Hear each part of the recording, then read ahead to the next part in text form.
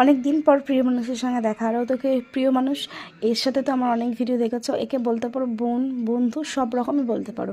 এটা হচ্ছে সৌমি। তো একে তো আমার অনেক ভিডিওতে অনেক দেখেছো এর আগেও।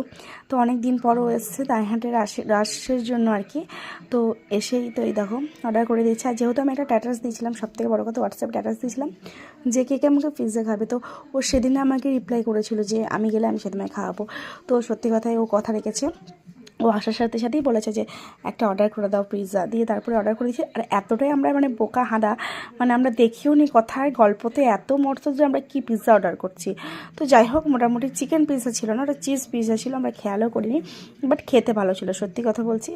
আর লার্জ সাইজটা অর্ডার করেছিলাম, তো সবাই মিলেই হয়ে গেছে। ও হ্যাঁ, তার মধ্যে সেটাও তো বলা হয়নি, আর পকোড়াও এনেছিল, চিকেন পকোড়া। তো ওই তার আগে আমরা পকোড়াটা খাওয়া দাওয়া করে নিয়েছি।